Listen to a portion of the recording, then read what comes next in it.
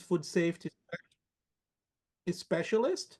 So I work providing technical assistance for farmers and food business across the state, pretty much with any of their food safety, food science needs. But I have been doing a lot of work with food safety at the farm level, giving some trainings, webinars like this, visits, and much more in partnership with lovely Lindsay, which could go next. Lovely, Lindsay. She's so I'm Lindsay Warner, and I work for the Maine Department of Agriculture, and I put these slides together. And I manage the produce farm inspection program. We have a cooperative agreement program with the FDA to enforce the federal regulations. So that's the work I do. So inspections, education outreach, and a lot of paperwork for reporting to FDA on our progress. So I guess I'll just dive right into it. This last of our three workshops is about conducting a risk assessment on your farm with a lot of focus on cleaning and sanitizing. And I think that it morphed a little bit from what I originally wanted to do, which was to include a lot of common inspection observations from my experience doing inspections. But I didn't explicitly do that in these slides, but the information is all relevant to those common inspection observations. And so what we're going to do is a farm food safety how-to. And there goes my arrow. So this is an outline of kind of the flow of how the presentation is going to go. So I'm going to talk about why we should make the effort and food safety on the farms, how to think like an inspector, potential hazard identification, and then how those hazards can be amplified to increase the risk of the hazard, and then how to manage the hazard and the risk. And so why it's good to make an effort is if you're going to be selling food to consumers, it's illegal to put adulterated food out there that could possibly make people sick. So you legally have to do your best to provide safe food to people. And foodborne illness is preventable. You should know that children, people with health issues, and the elderly are at greater risk. So something that might not make me or Hob sick could make a young child sick eating the same thing. So you kind of have to control for the weakest link and make sure those consumers are protected. And everybody knows that you can get sick, you can spend some time on the toilet from foodborne illness, but there's also these potential long-term effects that people don't really talk about or know about. And I'm not going to go through them all because I'm not a doctor, but just know, I know when I found out that reactive arthritis could be an effect of foodborne illness, I was shocked. And I was like, man, this is just crazy. So food safety is important. And if you don't take it seriously, it could have long-term effects. And thinking like an inspector. So these slides are like an information dump. I try to pull the most important things that I've learned over the years and just throw them in one place so that people can go look things up easily without having to go through a bunch of different reference documents. So that's what this is all about. And to think like an inspector, when we step on your farm or in a kitchen or a food processor, what we're doing is looking for potential hazards and also assessing the risk of those hazards. So that's what we're going to be talking about. And basically, there's three types of hazards. So there's chemical, those are like your lubricants, pesticides. There's physical hazards. Before everybody jumped on, was showing us his broken lampshade. So things like glass that could get into the food and injure people when they consume it. And then there's biological hazards, specifically pathogenic microorganisms. So those pathogenic ones are the ones that make people sick. Not all microorganisms are bad, thank goodness for the good ones, but we need to know the bad ones so that we can prevent them from making people sick. And the tricky thing about them is that you can't see or taste or smell them. And so they're like an invisible enemy. And all of these slides are going to focus specifically on the biological hazards because they're the most likely cause of foodborne illness outbreaks historically. So biggest bang for your buck is to focus on controlling those biological hazards on your farm. a little more about microorganisms to help you be able to control them. They can be bacteria, viruses, or parasites. I'll talk about that a little bit more, but not too in depth. But all of them, we can't see any of them without the aid of a microscope. But they're everywhere, or they can be everywhere in the environment, on surfaces, all over the place, on us. And they need help moving around, so they can't get from A to B by themselves. They need someone or something to take them there. And it's a good thing that not all of the microorganisms are human pathogens, because those other good bacteria and they compete for resources, the same resources as the human pathogens, and they can keep their numbers in check by competing for resources. So they do good work. Oh, there's a period space after my period. I've got to edit. I can fix.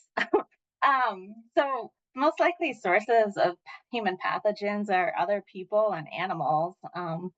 And so those are the biggest risks to look out for. But human pathogens can also be in the soil and in the water. They can be dispersed from air from concentrated sources. So they're all over the place. And like I said before, knowing your enemy is the best thing you can do to protect yourself. And so, where do they come from? A little bit more specifically, they can be in the soil. So, examples of that are Clostridium botulinum, that's a spore former, so it's tricky to get rid of it. And Listeria monocytogenes, that's another tricky one that's hard to control. And those can just be out there in the soil waiting for you to bring them into your packing facility where they can cause some trouble. And then there's fecal matter contamination from humans and animals getting deposited onto surfaces, into water. They can be in the air. And some examples of those are Salmonella, Shigella, E. coli, Cryptosporidium, and Cyclospora. Those are parasites, so they need a host to move them around. And then hepatitis A and norovirus, those are viruses which also need a host to move them around. Um, and because these things are everywhere, it's impossible to eliminate the risk on a farm environment. So the goal is to minimize the risk, not eliminate it. Really, the only way to eliminate human pathogens in food is to apply a kill step before you consume it. And then not recontaminate it after that kill step. So it's really the only way to be guaranteed that there's no human pathogens on the food. Um, and they Microorganisms require specific conditions for survival and growth. And so when I'm going onto a farm, this is what's going through my mind.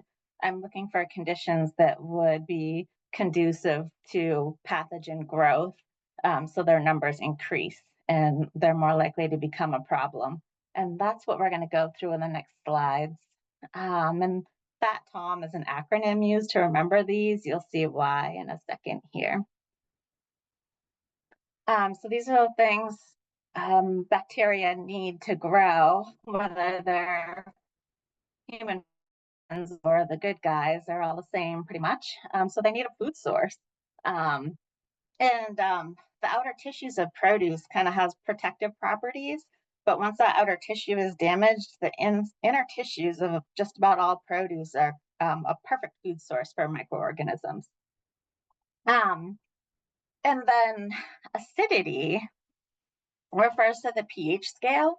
So these pathogens that I've been talking about a little bit, they only like a certain pH range. And so if you go through on the right-hand side, table A, this comes from my seafood hazard training. They've got really great resources in the Seafood Hazards Guide. But we go through these pathogens, and you can see that after a certain pH, when it becomes too acidic, they can't grow or live in those conditions. And so produce like berries, specifically like wild blueberries, have a very low pH. And so they're not as likely to support the growth of the pathogenic or any microorganisms. And so I have the approximate pH of foods down in the lower corner. So you can see berries, fruit, rhubarb, they all have a pH around 3 to 4.5. But our veggies and our melons have a pH of 5 to 7, which is great for microbial growth. And herbs are pretty good too, with a pH range around like 5 to 6. So little lower risk with our acid fruits and berries, and higher risk with the veggies. Time. So over time, where you have one microorganism that multiplies exponentially if they have food and the right conditions for growth. So that's what you see up on the top. And I have another blurb out of the Seafood Hazards Guides that shows maximum cumulative exposure time to certain temperatures for these pathogens. And so you'll see Listeria monocytogenes is really the hardest one to control. It grows the fastest. So when you're thinking food safety wise, planning to control for Listeria is your safest bet. So you can see it takes 7 days under refrigerated conditions to become a problem if it has enough food and water. Um, and so temperature, we have the danger zone for bacteria here. So you can see below 32 degrees, it's frozen. So it doesn't necessarily kill the microorganisms, they're just not growing anymore. But above 32 up to 41 is where Listeria can still grow. So that's your refrigerated temperatures. And some people think, nothing's growing in the refrigerator, but it is, just a little bit slowly. And so then you have the danger zone between 41 degrees and 135, where they just multiply like crazy. So you try to avoid that in the ready to eat food world if you can. And then above 135, their growth starts slowing down. It's too hot for them, but they're not dead at 135. It depends on which microorganism we're talking about for which thermal temperature will kill them off. I didn't list those here. But that's time and temperature. And then the last one, we have oxygen and moisture. So the interesting thing about these microorganisms is that they really can do fine either with or without oxygen. So just because there's no oxygen doesn't mean they're going to stop growing. It might slow them down, but not necessarily stop them. The one weird one we have here in the jar is Clostridium botulinum. So that one only grows in the absence of oxygen. So that's a problem with canned goods. But it can, and it produces a toxin under those conditions that's very, very harmful. But potentially, because produce is still living when you harvest it and you put it in a package. So if you put it in like a plastic package, it's all sealed up. There's the potential that that produce could use up the oxygen in that packaging through respiration and turn it into an oxygen-free environment where botulism could be a hazard. So there's a few funky things that could happen potentially. Maybe not likely, but try just being aware of them is good. And then moisture, the bacteria, they need moisture to grow. We have our little bad guys down in the drain pipe having a party. So anywhere that you have moisture in the produce facility or out in the field, if there's higher microbial levels. So you want to watch out for condensation, surfaces that are wet all the time, pooling water. And then just don't forget that those inner tissues of the produce have excellent moisture levels for growth. So that said, how do we identify the hazards now that we know the enemy a little bit? And so when you're looking around your farm, you want to be thinking about what is going to contact the produce while it's growing, while you're harvesting it, while you're storing it, when it's leaving the farm. And so if the hazard isn't going to contact the produce, it's really not much of a hazard. So we're looking for those things that are likely to contact the produce. So when you're thinking about that on your farm, you want to think about water that you're using, the soil that you're using, and the amendments you apply to your soil, your workers, your harvest containers, equipment, tools, anything that touches the produce. Door flaps are one of the things that people don't commonly think about. And they can be moving bulk produce in and out of door flaps and then dragging over the top layer of produce. Any washing, packing, transportation equipment that you use, thinking about condensation or potential water leaks that could drip down from above, floor debris. Sometimes the floor gets onto other surfaces accidentally. So you really want to be thinking about what you know contacts the produce. And then there's those indirect things, like if you're in the packing area and workers are kind of leaning on something, waiting until the next round of produce to come through.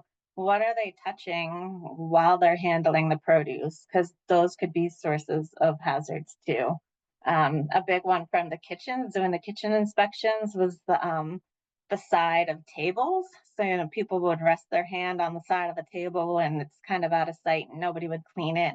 And so if you reached your hand around the back side of the edge where people were gripping their hand, it would just be coated in filth. So looking for those areas that can cause a problem later on. And systems thinking approach is a training I went through for the FDA, and I like it because it's thinking about the big picture. And so there's hazards all over the place, but what might be a hazard in one farm isn't a hazard on another just because of the way their whole system works together. So when you're trying to wrap your mind around the big picture on your farm, it's helpful to map out traffic patterns. Um, so vectors, you want to be thinking about those things that are going to help the microorganisms move from A to B, and think that through. So those vectors could be footwear, vehicles, wildlife, domestic animals, toilets, hand washing areas, break areas, and the list goes on and on and on. And then you also want to map out the produce flow on your farm. Like, is it stored somewhere, sometimes here and there? And not all the time, but sometimes, those kind of different scenarios. And then you want to think about these two maps and how they interact with each other. And also be thinking about topography, the lay of the land on your farm, wind patterns, water movement, and previous land use, thinking about all those things. Um, and get a feel for how things could possibly move around areas on your farm where they could grow in numbers, thinking about these microorganisms, and where they could be coming from, where they're likely to be in high populations like a manure pile or untreated compost, those kind of places where numbers are really high. And sometimes I think I just throw in a little bit, a tidbit of random information, but just be reminded that washing produce doesn't remove everything. So I think I'm still running into this, but even if you consider your washing produce a washing process, a commercial washing process, it would need to be scientifically validated to control the hazard if you were going to rely on that for food safety. So even if you wash your produce, know that you're not removing everything. Um, Another thing for hazard identification that people don't always think about is backflow prevention. And this is how you protect the quality and the safety of your water supply. And this is why plumbers make the big bucks, because plumbing is complicated. But just to keep it simple, there's two different types of devices that you could have on your water system, on your plumbing system, to protect your water source. And one is a back pressure device. So this protects from negative pressure on the supply side. So there could be like a hiccup that creates a vacuum and sucks water through a hose and into your well potentially. And so a back pressure device would prevent that from happening. And then there's back siphonage, and that's when the downstream pressure becomes greater than the supply pressure. And this usually happens if you have a spray nozzle and you leave it on all the time. And I think it's after 12 hours, the pressure can kind of overwhelm the system and it pushes the water that could have been in a dirty hose into your clean water supply. So backflow prevention is important, and just make sure that you have one and ask a plumber if you don't know. I'm not going to go through all of these. I just wanted to information dump so that you all could have a reference you could go back to if you wanted to try to look something up. So these are examples of back siphonage devices. I have one example of a back pressure device, and then I have a few examples that are work for back siphonage and back pressure. And so the air gap that you'll see on a like 3-bay kitchen sink, um, and that will keep, like if the septic system backs up, it will back up onto the floor and not get into the sinks. And so that's something that's required by the retail food code.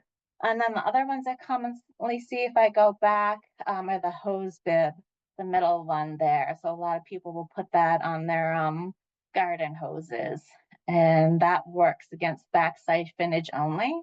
So if you have a spray nozzle on your hose, that device is not going to protect you, and that's food processing and farms one common observation. So just know what that tool is good for and what it's not good for. And they vary in price. And so now we're going to talk about, now that we know a little bit about our enemy and where the enemy can be, we're going to talk about how those hazards can be amplified to increase the risk of them. So the risk associated with potential hazards can become greater under certain conditions. Talked about that a bit. And then untrained workers can really cause a problem. So if they have poor personal hygiene practices, they're not aware of good hygiene practices, they're not monitoring for potential hazards. This is untrained workers are really probably the highest risk on your farm. And I think training workers has the biggest payoff out of anything. Um, and sick workers, like, so the workers are the hazard. If they're sick, that's an amplification of the hazard risk. And so if anybody's vomiting, they have diarrhea, fever, yellow eyes, or skin, which is a symptom of hepatitis A, we don't want them handling food. We don't want them handling food contact surfaces. And maybe best to keep them away from your healthy workers so they stay healthy, and send them home. The problem with the sick workers is they're not always honest about reporting that if there's not a sick leave policy. So they're more likely to keep that a secret. So people that are in a supervisory position need to be aware and monitoring for that, to make sure that nobody tries to work through being sick. Unsafe water, of course, is going to cause problems. Poor facility hygiene with having pests in your buildings, condensation and water leaks are a big problem, and plumbing again to protect the water sources.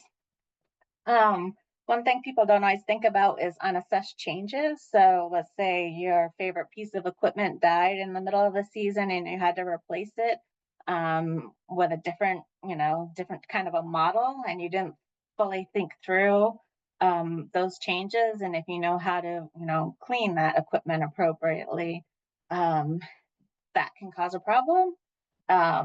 This one, uncleanable food contact surfaces due to poor maintenance or equipment design, is a common inspection observation for sure.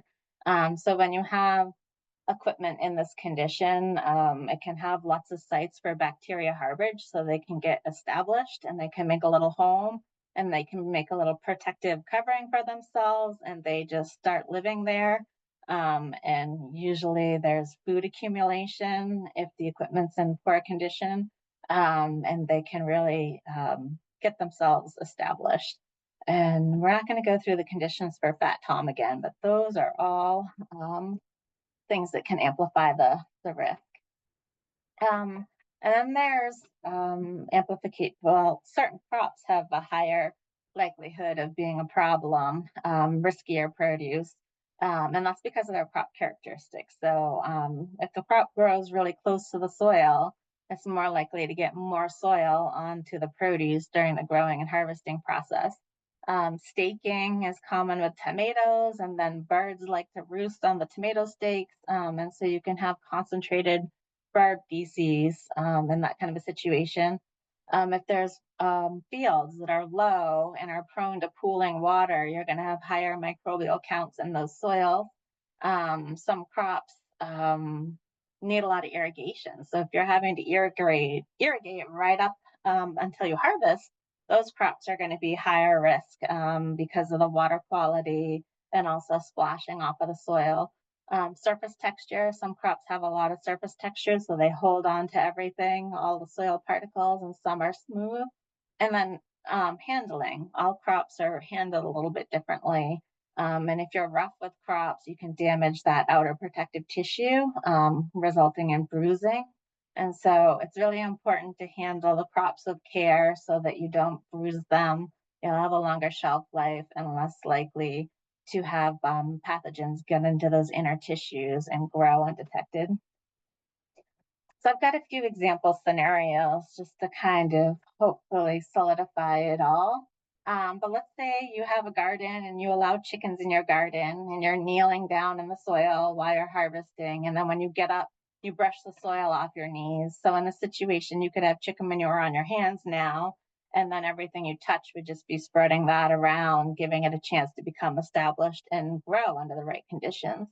If you're harvesting after a heavy rain event, that could cause splash from the soil, wildlife feces, or runoff to contact the produce before harvest, you could have a higher microbial load.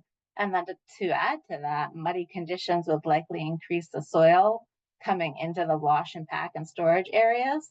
So maybe a little bit more frequent cleaning in that scenario. So if the weather's been especially rainy, causing water to pool in the field for longer than usual, you're likely to get that increased microbial load in the soil. If you've got a septic leach field that's old and it's located within 100 feet of an irrigation pond and the pond is not lined, you'd likely get a higher microbial load in that pond water filtering through the soil. And if you had a raw manure pile located within 100 feet of the well, and a harvest tractor drives below or near that pile when traveling to and from the field, it could be taking the higher microbial load into your field that way. So just a few scenarios. So now that we know the enemy and we know where to find them and under what situations, how do we manage them? How do we manage that risk? So it's really just the opposite of what I just said. So use safe practices. So make sure your water's safe. Use your soil amendments appropriately. They don't always have to be safe. You can use them appropriately. Um, you should assess and minimize contamination from animal activity. You should provide hygiene facilities and encourage good hygiene practices. You should assign responsibility for food safety oversight. So somebody has to know that it's their job to make sure everyone's doing things right so it doesn't get forgotten. And definitely train your workers on their job tasks, as well as food safety and health and hygiene practices. Get, Policies, can I make a note, Lindsay? please do. Make sure that they want to be the person responsible for food safety. Don't elect someone and they really don't want to do it, because it's not a good start for your food safety efforts if someone is being dragged into that position. So hope with someone that likes the subject or at least want to be the person responsible for that. Just a 2 cents there. Thank you, Hob. I love being interrupted. If anybody else would like to interrupt me, please feel free. I hate droning on doing slides. But yeah, maybe that person doing that not fun job needs a little extra money or something, because it's not a fun job. Take it from me. um, so policies, having a policy to prevent those sick or injured workers from handling food or food contact surfaces is a way to manage the risk. Avoidance is one way. So if you're doing manual harvest, the best thing to do is to scout for contamination before and during harvest and avoid it. If you're doing mechanical harvest, not all is lost. If it's a row crop, you could scout the row and remove any contamination before you go through them with the mechanical harvester. I know it's very hard with a mechanical harvester to go around flagged areas. So you could have a shovel and get that stuff out of there before you go plowing through everything. And just being aware when you're handling produce, wash your hands if they're accidentally contaminated, because that's going to happen when you're harvesting. Even if you scout like a professional, there's just too many hidden leaf surfaces. So high chance that your hands could be contaminated during harvesting. Um, and then managing microbial loads. So maintain your food contact surfaces visibly clean and in good condition. Um, do your pest monitoring in your partially and fully enclosed buildings so that you don't get pests established and leaving their droppings in your buildings or your fields. And then make sure you control wastewater, any sewage and garbage. You don't want that getting out of control on your farms. and treating post-harvest water. So all the latest research is saying that even if you're using single pass water and like a wash line, you can reduce the risk of pathogen transfer by treating that water with antimicrobial pesticides. We'll talk about that a bit more in a bit here. And so the maintaining the food contact surfaces is just an extension of how to manage the hazard and the risk. And we're going to focus quite a bit on this because it's a big one. And so method of cleaning, how you clean your equipment, it's not specified in the federal produce safety rule regulation that I enforce or the good agricultural practices, which is the basis for the gap audits that you do for a third party food safety audit for a buyer. And so they don't tell you specifically how you need to clean it. And it's impossible to tell everybody that because the equipment's so different and they use and all of that. So it's just it's impossible to tell people how they have to clean something. And then sanitizing is kind of the same deal. So it's not consistent between the produce safety rule and gaps. So if you're in the produce safety rule, it says that surfaces only need to be sanitized if they become contaminated. So some examples of when that surface would be contaminated is if there's been cross contamination. So some animal feces accidentally got harvested and got into the harvest bin. And so now that harvest bin is contaminated.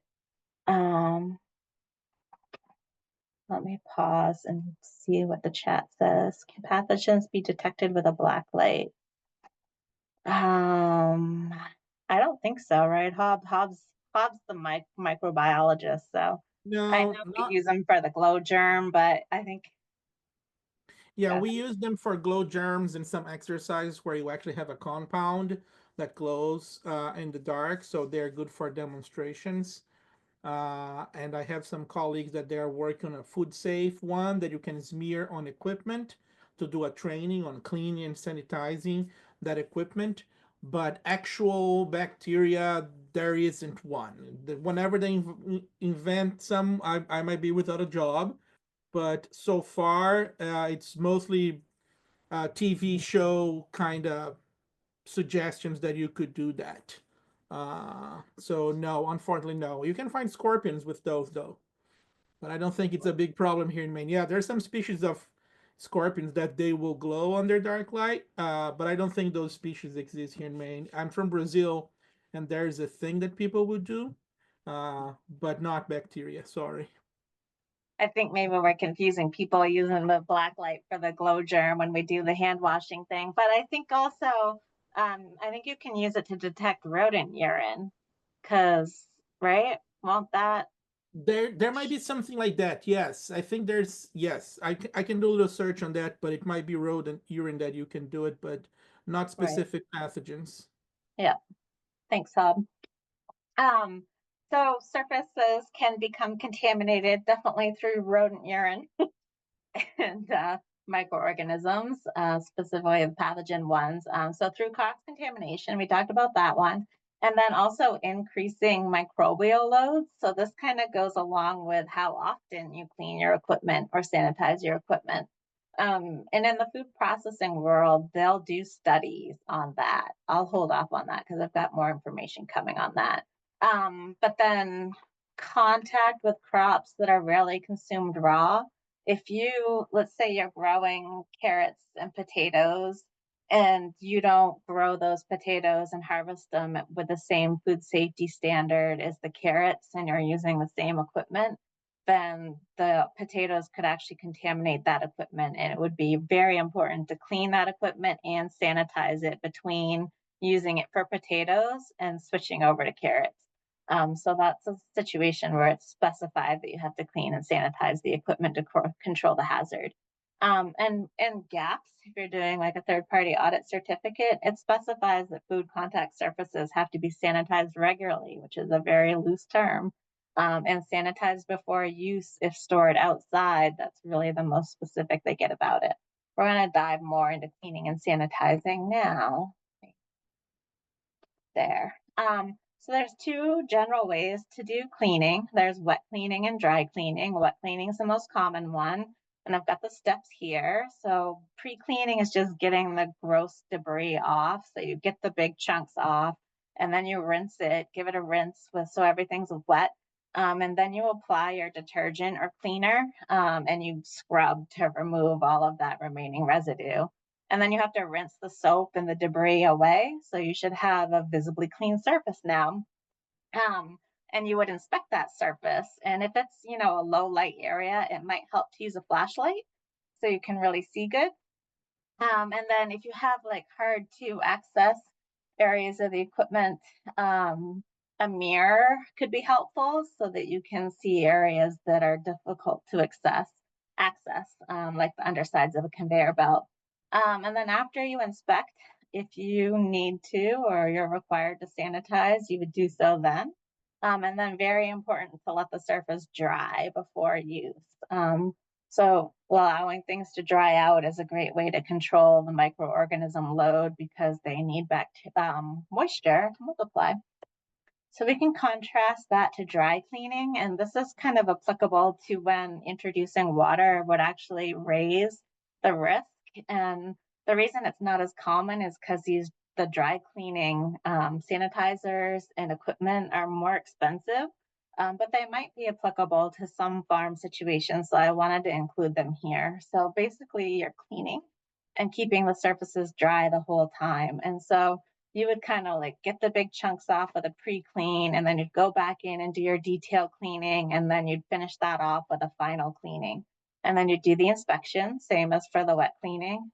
And then you could sanitize if desired and required. And there are sanitizers that will work for dry cleaning. So there's dry heat, UV light, but most common would be an alcohol based, which looks like a liquid, but dries. There's no water in it, so it dries really quick.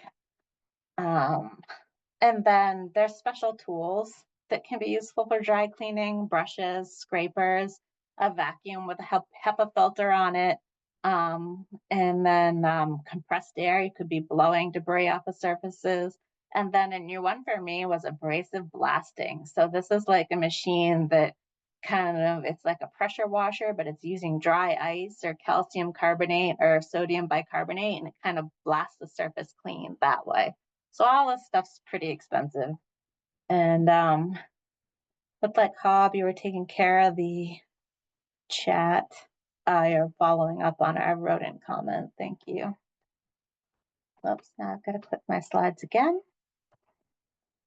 So whether you're using wet cleaning or dry cleaning, there's potential corrective actions that could come into play. And it's important to train your employees on what these potential corrective actions are so they'll know when, why, and how to take action.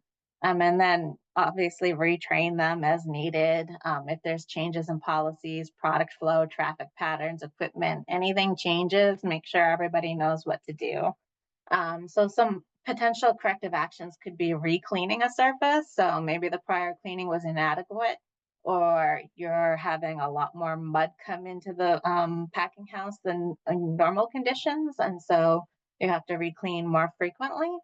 You might have to re-sanitize. So this is kind of common if something was cleaned and sanitized and set aside and it's been a while between when it was cleaned and when you're going to use it. So you just re-sanitize it again. There's no need to re-clean it because it's already still clean.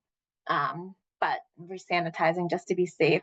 You could disinfect a surface if it became contaminated with like fecal matter or bodily fluids from a sick worker. So that's just a higher concentration of your antimicrobial pesticide we'll talk about. But disinfectant has to be rinsed from food contact surfaces, but can be a good protection to use. And then repairing and replacing any equipment and stuff like that as necessary and appropriate. So when you're thinking of building out your cleaning program, these are some considerations to think about. So you want to ensure that you have easy access and adequate space to do the cleaning of the equipment. So facility layout is very, very important. So if it's setting yourself up for success, right? You want to be able to access the equipment easily for cleaning. You want to be able to inspect it to make sure it's clean. So be thinking about that when you design the layout of your facility. And there's a lot of resources out there through UVM on how to do that. We can direct anyone that's interested in looking those resources up. And you also want to make sure that whatever cleaning and sanitizing method that you decide to employ does not damage your equipment or contaminate something else. So we see a lot of farms using pressure washers, so you want to be thinking about the aerosolization and if it's landing on packaging material or harvest bins, or where is that going. You want to make sure that your equipment's not damaged from the pressure washing. So I've seen some produce wash lines that are maybe a pressure washer is not the best cleaning tool for that equipment because they damage it. So you don't want to break your stuff. If you're using mops, you want to make sure that mops and anything that's damaged or dirty, they can breed and spread bacteria. So make sure stuff's in good condition and used in appropriate places. And you also want to be thinking about equipment corrosion. So if you have an incompatible cleaning chemical or you leave that chemical on the surface too long, it could actually damage your equipment that way.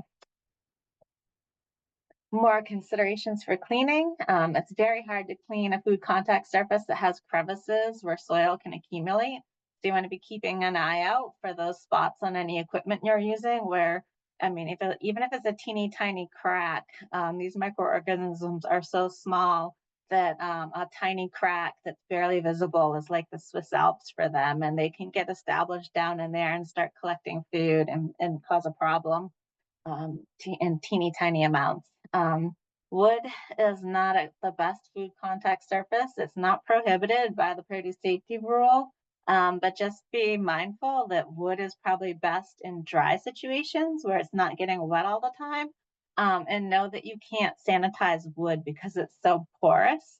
Um, you're not going to get the kill level of microorganisms that you would as on a non-porous surface.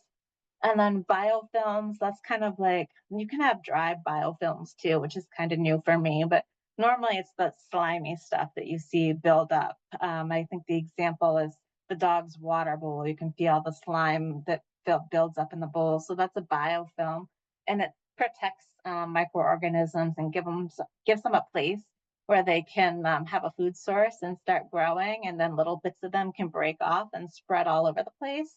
Once they get established, they're very hard to remove. Using sanitizers can help prevent them from forming, but once they're formed, the biofilm kind of protects the microorganisms from the sanitizer, which encourages resistance.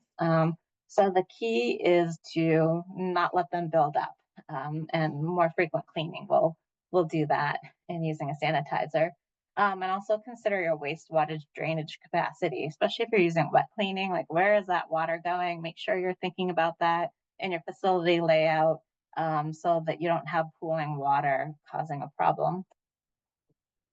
When you're trying to figure out how often you have to clean your surface, there's some things to think about for that. So you can make a master sanitation schedule for your food contact surfaces, and you can also include your non-food contact surfaces if you want to, but definitely include your food contact surfaces.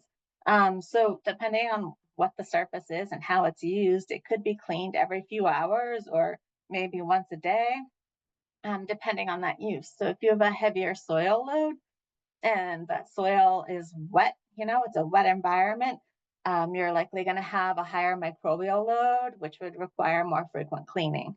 So, like I said a little bit earlier, the large processors conduct studies, and so they'll use indicator microorganisms like yeast and mold that don't make people sick necessarily. And they monitor those levels to determine how frequently they need to clean their food contact surfaces to maintain the safety of the finished product. So it costs a lot of money to do this, and so it's usually more farms and more money than most farms have on hand. And it's not required to do this, but I think understanding the thought process can help you look at your farm and kind of use assumptions based on how microorganisms grow to take a best guess at this. And that's kind of where we're at with that. Um, and then washing with or without sanitizing might happen more frequently than a deep clean. where the equipment's taken apart and cleaned and sanitized. So there's a lot of different levels of cleaning. And you can take account of that too. So maybe you do like a simplified daily cleaning, and then once a week you take the whole line down, every piece apart, and clean and sanitize it thoroughly. Um, and so when you're making a master sanitation schedule, you should list what you need to clean and kind of lump items together. And you can kind of cut down on your method of cleaning that way. Be like, we wash all of these things this way and this frequency. Um, and like I said before, some things might be cleaned once a year. Like if you have a walk-in cooler and you have a condenser hanging from the ceiling, the drip pan, and all the other components of that condenser might be deep cleaned once a year, and that's it. And then, bathrooms probably need to be cleaned at least weekly. And if you have a produce wash line, that's probably getting cleaned daily. And you can pair your master sanitation schedule with standard operating procedures. That's just the instructions on how you do the cleaning, which is helpful for your employees. Goodbye, who's ever sleeping. It's recorded, so you can catch the rest of it. Some more cleaning frequency considerations. So when you're trying to decide how often you have to clean your equipment, you want to think about how quickly does the soil accumulate on the surface. Does the soil and debris accumulation support microbial growth? So this one, an example of this is when I'm looking at wild blueberry harvesting equipment. We've got the wild blueberries with the very, very low pH, and they also have inhibitory substances, kind of special properties, wild blueberry superpowers. And so when I'm looking at that equipment, the amount of residue accumulation building up over the course of potentially a 12-hour day is not as alarming to me as an inspector is lettuce harvesting equipment. So if you had a mechanical lettuce harvester, you don't have the pH of that produce helping you to inhibit microbial growth. And so that's a piece of equipment that I would clean more often and probably with more detail than a wild blueberry harvester. So thinking about that can make a difference. You can think about how likely the soil is to contain human pathogens. So if it's a crop that's grown in the soil and you have a lot more soil residue, that might need to be cleaned more often. If it's super hot, if the temperature is conducive to pathogen growth more quickly, you might have to clean the surface more often. How long the surface is in use. So if a produce wash line's used all day, um, and there's a lot of dirt coming in, you might have to clean it a couple of times during the day, um, just to break things up a bit. And then a clean break can be helpful for traceability. So this is like limiting the amount of product that would be recalled if something went wrong. And so just know when you're making your master cleaning schedule that if you are worried about recalls and controlling the amount of product that could get recalled, you have to build into your program a clean break. And that's where like you stop between lots and you clean and sanitize the equipment. And so that you're starting with a fresh slate with that different crop that's growing through or the different lot, however you want to break it up for your farm. Um, we talked about using the same food contact surface on different crops that are not grown and handled the same way, well, with the same food safety considerations. And then is the surface prone to bacteria harborage. So listeria is a big concern in wet and cool areas like floors, floor drains, and walk-in coolers. So make sure that you don't forget about those spaces when you're building your cleaning, master cleaning schedule. And then those equipment with surfaces that are difficult to clean, the crevices, surface complexity, or poor hygienic design or condition, that equipment in that condition will need to be cleaned more often to control the hazard. And so how do you do the cleaning? So now we're going to get into detergents and cleaners and sanitizers. So is a detergent required for cleaning? And it just kind of depends. So I've seen a lot of farms that don't use detergents. They're just using a pressure washer and they seem to be doing fine. So a detergent might not be helpful unless a residue is difficult to remove. And this might only be an issue with certain crops, right? And I believe tomatoes and cucumbers are two examples of crops that leave a residue on surfaces that's hard to remove. and there's more. So a detergent might be helpful in those situations. And then a lot of farms are using sanitizers as a cleaner. And I want to um, highlight that using a sanitizer, you can't sanitize a dirty surface. So if you're using a sanitizer on a surface that you're not cleaning before with detergent, it's not sanitizing that surface. But sanitizers, because their pH and other things, can act as a cleaner. They're probably not labeled for that use, and but it is a common industry practice that I've seen. And then there's some products out there that are labeled for cleaning and sanitizing. So it's like the same product. But generally, those chemicals are expensive and it's a two application process. So you'd apply it once for the cleaning step, rinse it off, and then apply it again for the sanitizing step. But there's a lot of different things out there. Um, Detergents do require contact time to work. So you want to give them, you can't just like scrub them on real quick and then rinse them off. They need time, and temperature and concentration and scrubbing all help them to work better. There's low foaming detergents out there. Those are just easier to rinse. Um, dish detergent should be adequate for most produce residues. If you're using it out in the field, you do want to be mindful. I think most dish detergents are now phosphorus free. But you want to be looking for that to make sure you don't impact the water sources in your area and cause an algal bloom. Um, and then soil type and surface compatibility must be considered. There's industrial cleaners out there, and you all shouldn't need them on produce farms. Acid and alkaline cleaners are corrosive and they're best used on certain surfaces. So you don't want to just go buy them. You want to check with like a cleaning expert to make sure you get the right product for your use. But really, cleaning your equipment frequently should make it so that you don't need an industrial cleaner. And I think that's what I would recommend for everybody. Clean more often with the more harmless chemicals. Um, when you're choosing a cleaner, this is just thrown in here as a reference. I'm not going to go through all of these, but you can see the different types of like chemical basis for cleaners and what their best properties are. So you know where they're best to be used and on what surfaces they're best to be used. So this is here. Anna will email it out to everybody, kind of an outline of this presentation so you have this information. But generally down at the bottom, dish detergents or general purpose cleaners like Simple Green are going to be adequate for farm use. Now we're going to get into antimicrobial pesticides. So these are your sanitizers. So antimicrobial pesticides, by definition, disinfect, sanitize, reduce, or mitigate growth or development of microorganisms. So they're limiting microorganisms or killing them. And there's a bunch of different categories. And I got hung up on this forever because there's so many different things that the same chemical can be used for with different concentrations and applications and contact times.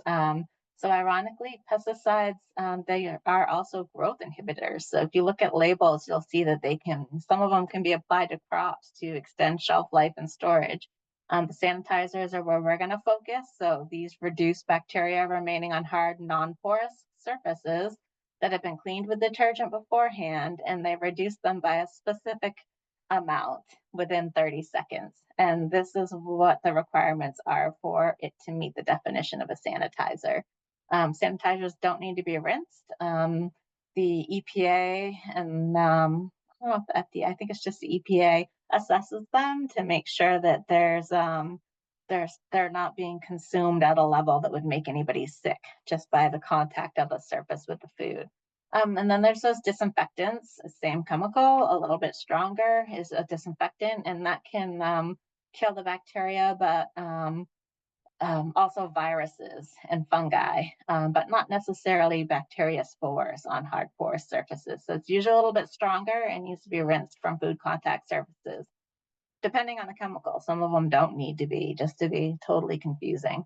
And then there's germicides. And somebody was recommending the use of like isopropyl alcohol on soft metals. And I went down a rabbit hole on this one, but germicides are your disinfectants, but they're called germicides when they're applied to an inanimate object. And then um, antiseptics when they're applied to living tissue like the skin. So we're talking about isopropyl alcohol here. So it's a germicide, it's a disinfectant, it's an antiseptic, it's a miracle liquid, evidently. But just know that you can't just go, I get some rubbing alcohol from the CVS and dump it on your equipment because it's going to be too strong to be used that way. So get a little more information before you try to use alcohol on your equipment over the counter. And sterilants just destroy everything. So that's hospital grade with your surgical equipment. And it could be an antimicrobial pesticide being used as a sterilant, probably at a very, very high concentration. And so I'm not going to spend a lot of time here, but a sanitizer is a 5-log reduction. So it removes 99.999% of the bacteria that were remaining on a clean surface. So you clean the surface, it looks perfectly clean, but there's still bacteria all over it. So you apply the sanitizer to kill those guys off. So if you started with 1 million microorganisms, after you sanitize, there's only going to be 10 remaining. So I've always told everybody sanitizer doesn't kill everything, just knocks it back to a level that's not likely to make people sick. And I still feel like that's a pretty accurate statement. I don't need to get into the rest of that. I talked about how you can't sanitize a dirty surface. Um, oh, yes.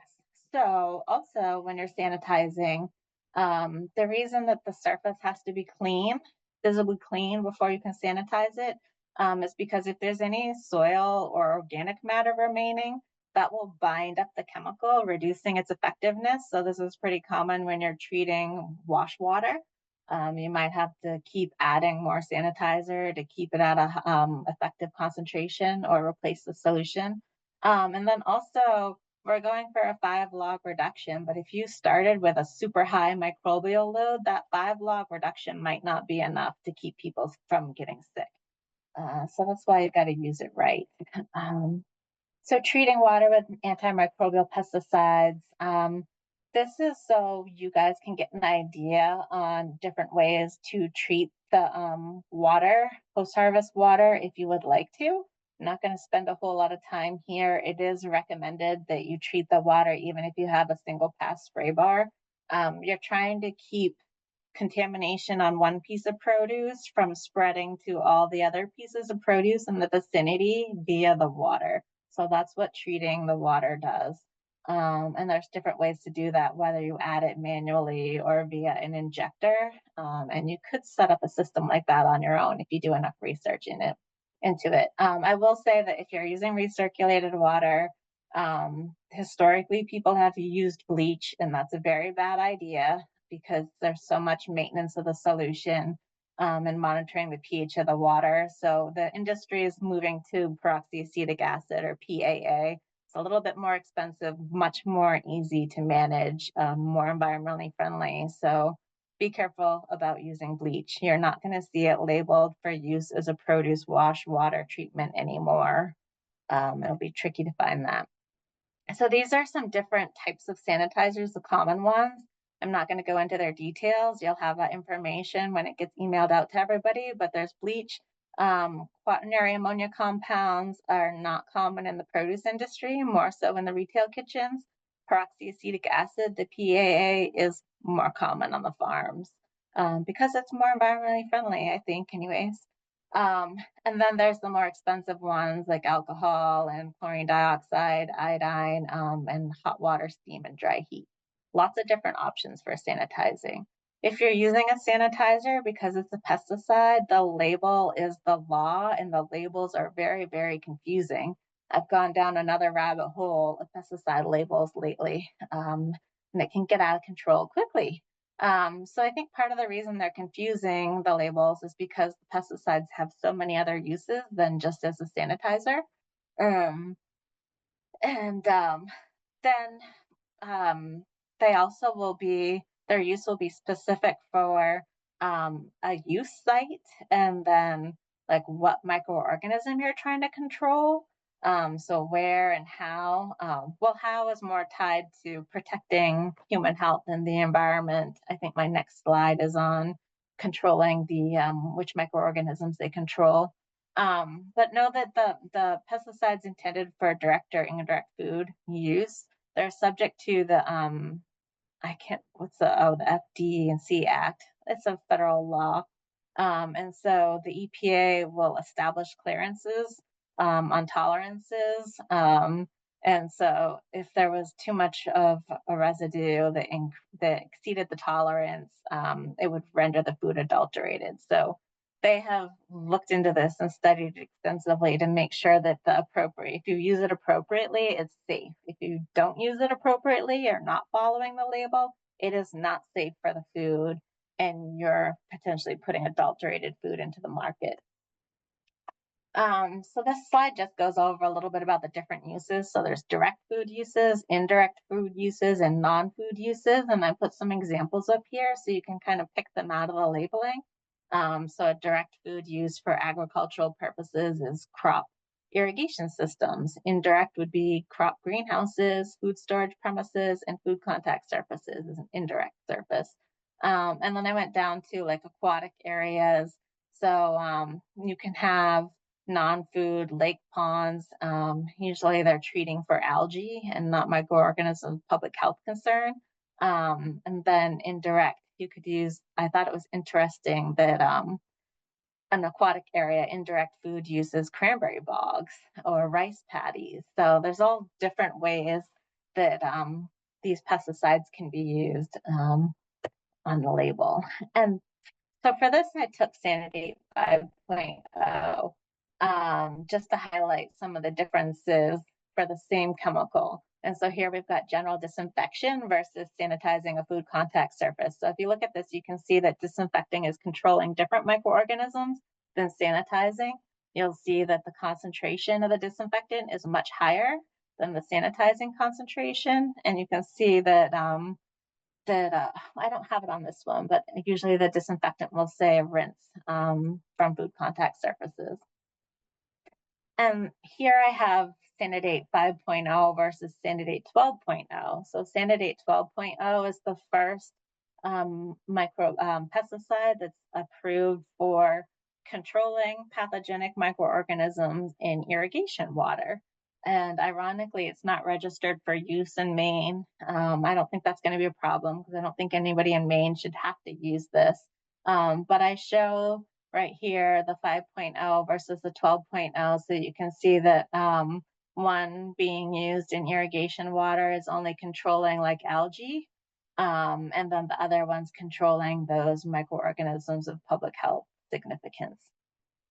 So different uses for treating like irrigation water. And then here I've got the Sanidate 5.0 labeling for post-harvest treatment of fruits and vegetables. And you can see that this is a lower concentration than the sanitizer instructions. And it's not for controlling microorganisms on this one. This is to prevent the cross-contamination via the water. Antimicrobial dilutions, so super important to get the concentration right. So I just put the math up here as an example. If anybody, is trying to mix a 48-ounce pump sprayer and the label and instructions are for a gallon, how you would convert that down so that you could measure the right amount of chemical into your container. But the UVM has a dose calculator that's really handy. So you can just open that up, select your sanitizer, select your container size, and it will just do the math for you. So there's things out there that will make it a little bit easier than this math I had to reteach myself.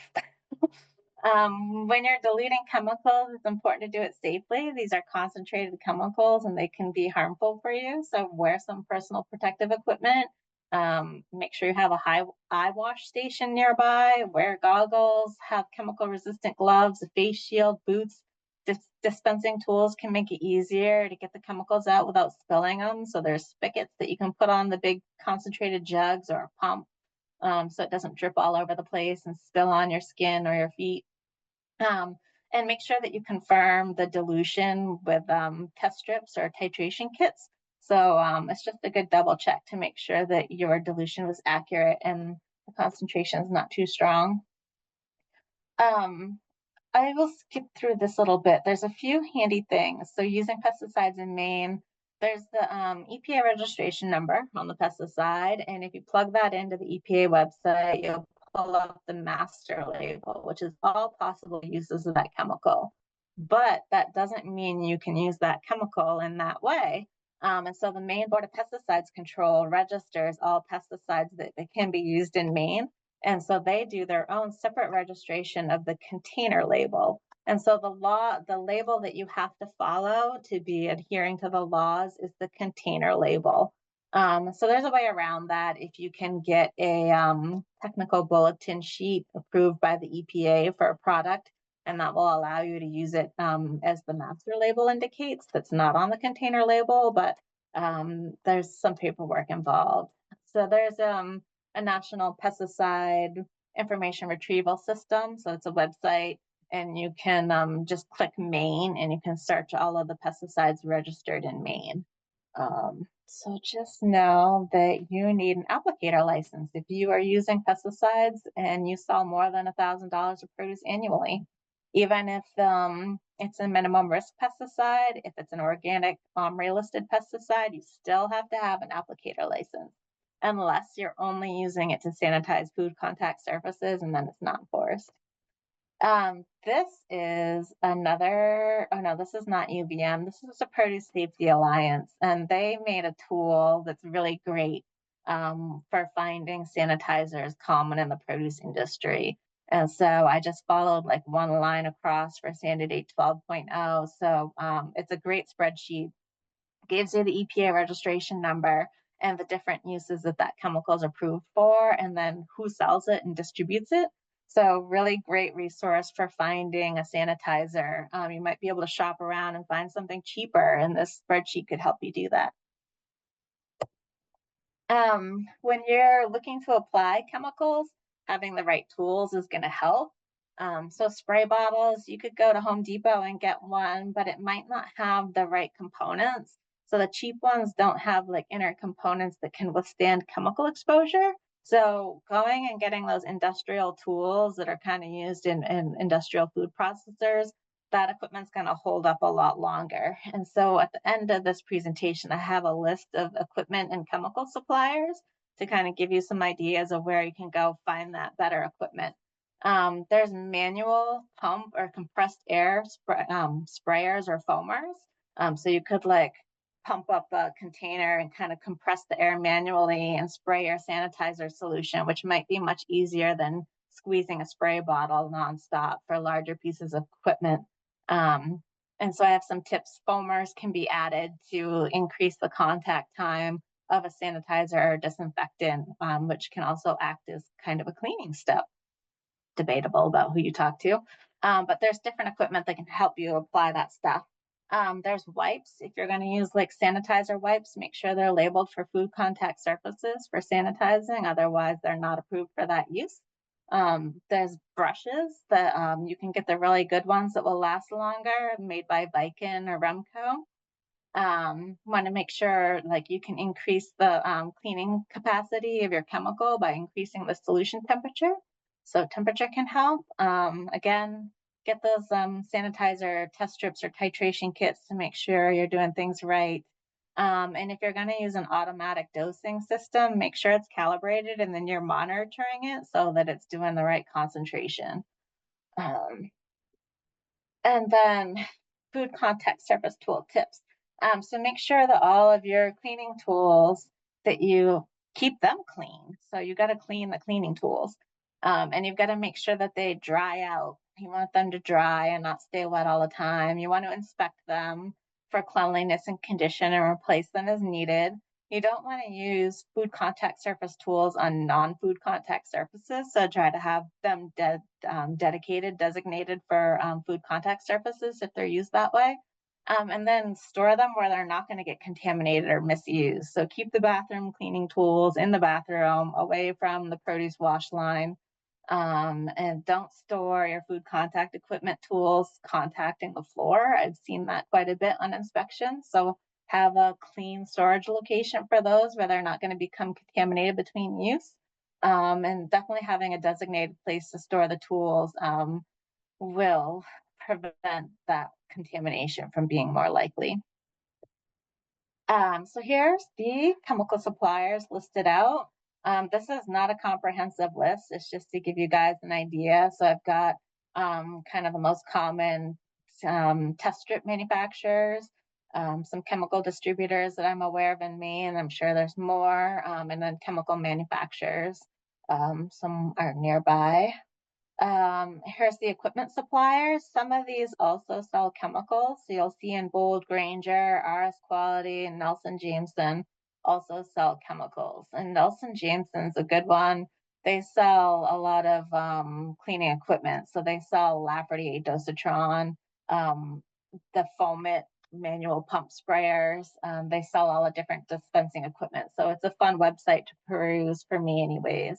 And if you're shopping for brushes, RS Quality and Nelson Jameson were the cheapest. And so these are just some other resources.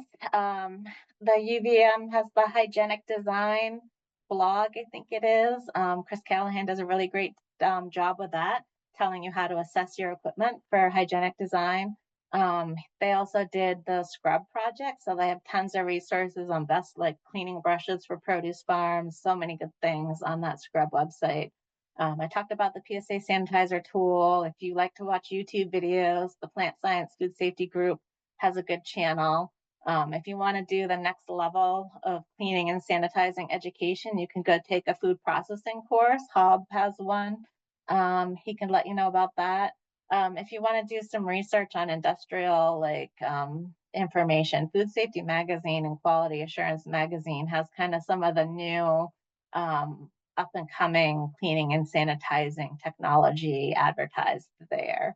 So you can find some resources on through those magazines. They're free online. Um, and then there's the contact webinar record. They do webinars and they're all recorded, and they have a website with those webinar recordings you can check out. And then I have my library of resources. If you just do an internet search for Maine and produce safety, will pop right up. So I tried to put up my favorite resources, so it's not too much overwhelming information at once. So yeah, 6:15. We've got time for questions. We can even, Hub, do you have anything you want to add before we stop recording? And then we can open it up for questions for people that are shy about the recording. No, I think you did a great job. I don't have anything to add. You mentioned about the upcoming training. We do offer some food processing trainings, sanitation trainings. We don't have anyone scheduled yet, but you can always reach out to me to see when we have the next one. But I don't have much to add. All right. Thanks, Hub.